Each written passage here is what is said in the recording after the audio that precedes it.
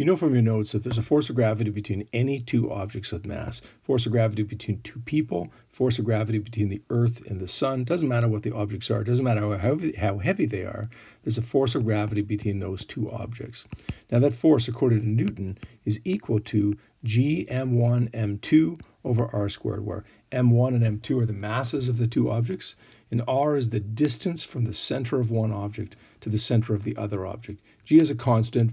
It's on your data sheet. You don't need to memorize that number. Let's take a look at a couple questions here. Number 6 says, calculate the force of gravity that acts between two people, each of mass 70 kilograms, that are 1.5 meters apart. We're going to say the mass of the first person is 70 kilograms. The mass of the second person is also 70 kilograms. Now, if those were two different masses, it wouldn't matter which one we called mass 1 and mass 2, as long as we include both of those masses. R, the distance from the center of one person to the center of the other person, is 1.5 meters.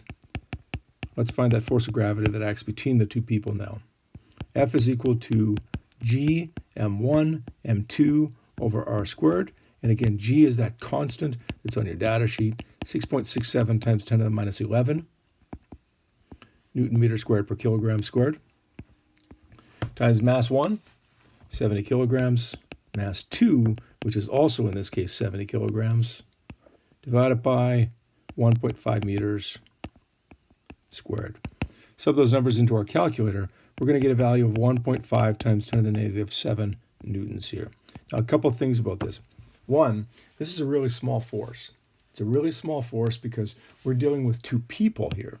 And two people each have a mass that is, relatively speaking, small. Small masses gives us small force. Now, the second thing that I want to point out is that we've calculated the force of attraction between these two people. We could say that the force of gravity acting on person 1 is 1.5 times 10 to the negative 7 newtons. The force of gravity acting on person 2 is also 1.5 times 10 to the negative 7 newtons. Why are they the same? Well, because according to Newton, in our last unit, Newton's third law, if object A applies a force on object B applies an equal and opposite force on object A. So we're always going to find this when you're finding the force of gravity between two objects, the force will always be equal and opposite. Let's take a look at question number 7 now. Similar question, but a little bit trickier in a couple places here. It says, calculate the force of gravity that acts on a 65 kilogram person that's orbiting in the International Space Station 408 kilometers above the surface of the Earth. That's going to be important for us in a couple of minutes here. So write down some givens. The mass of the person, we're going to call it M1, is 65.0 kilograms. The second mass is the Earth here. Mass 2 is 5.97 times 10 to the 24 kilograms. We're going to get that value from our data sheet as well.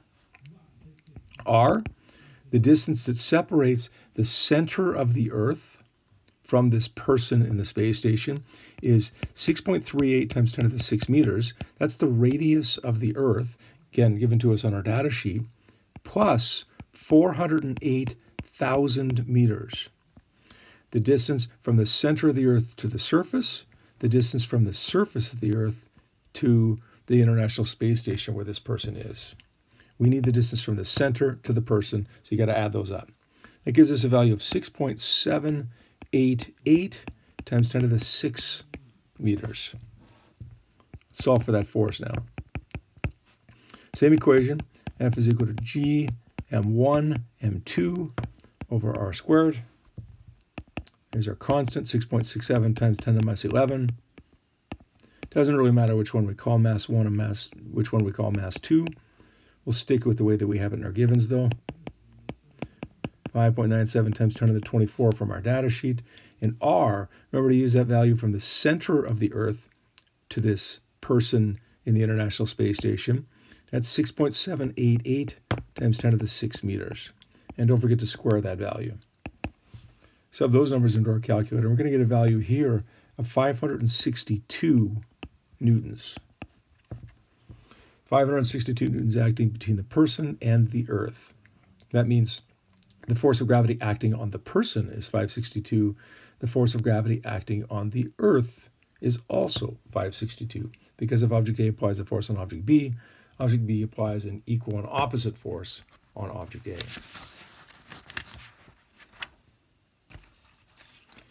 Now let's take a look at question number 8. This one looks kind of nasty, actually. We've got 3 objects, object 1, 2, and 3, and we want to find the net force of gravity. That's the total force, the unbalanced force, acting on object number 2. Let's color code these. Let's make object number 1 blue, and let's make object number 3 purple here. We're trying to find the force acting on object number 2. Object number 1 attracts number 2. There's a force of gravity acting on number 2 to the left. We'll call that F1. Object 1 pulls number 2 towards it, in other words, to the left. There's a force of gravity acting on number 2 caused by the third object, which is to the right. Object 2 and 3 attract each other. 3 pulls 2 towards it. So the force of gravity acting on number 2 caused by number 3 is to the right. Now, we have to calculate both of these forces using the same method we did in the last couple questions. Let's say F1 is G m1 m2 over r squared. There's our constant again. Times 10 times 20 over 5.0 squared. We calculate that force, and it gives us 5.336 times 10 to the minus 10 newtons. So force of gravity of object 1 acting on object 2 is 5.3 times 10 to the negative 10 newtons. Now let's find the force of gravity of number 3 acting on number 2. We're going to say G m2 m3 over r squared, because it's mass 2 and mass 3 that matter here. 6.67 times 10 to the minus 11 times mass 2, which is 20 kilograms, mass 3, which is 30 kilograms. And the distance that separates 2 and 3 is 4.0 meters. Don't forget to square that.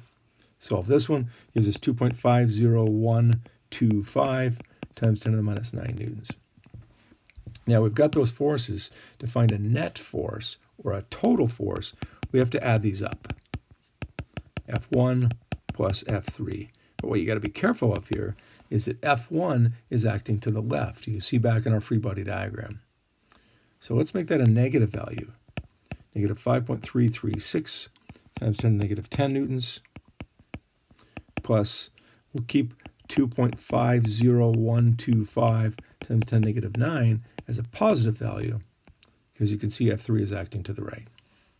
Add these up, gives us a value of positive 2.0 times 10 to the negative 9 newtons. That means the net force acting on object number 2 is to the right, because we have a positive value there. Draw your free body diagram, calculate both forces, add them up. Finally, let's take a look at question number 9 here. This is a two-dimensional problem. Let's color code these again.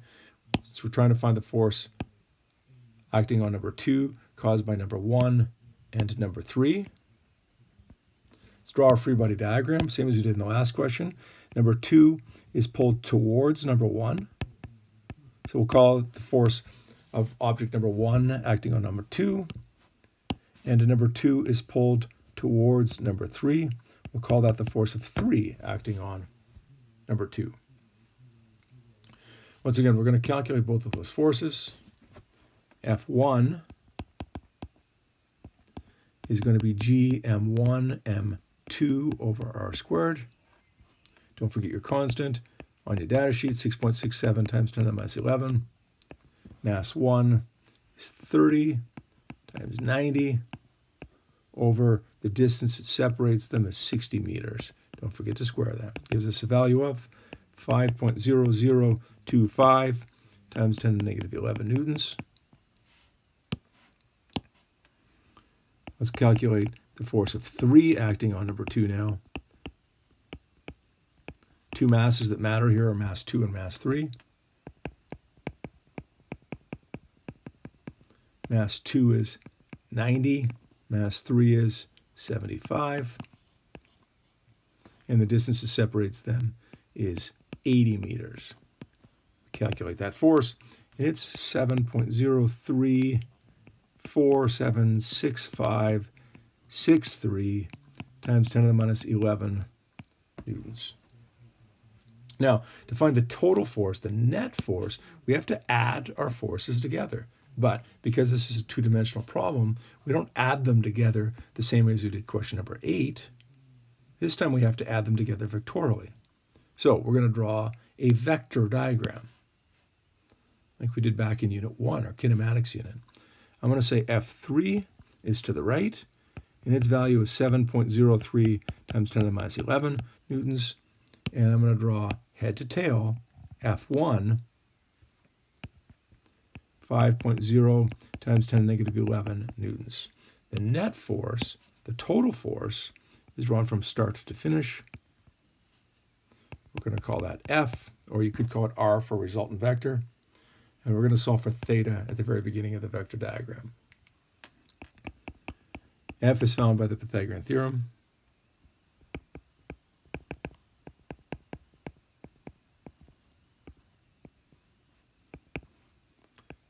Take both of your sides of your triangle.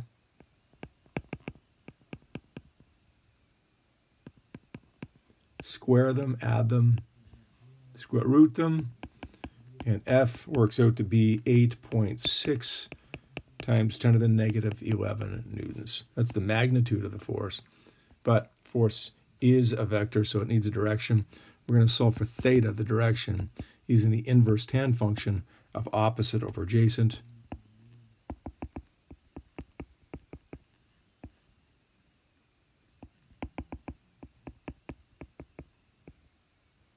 And when we do that, we get a value for theta of 35 degrees.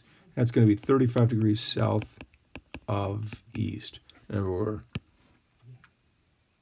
measuring our angle from the east right here, but we're going south from the east.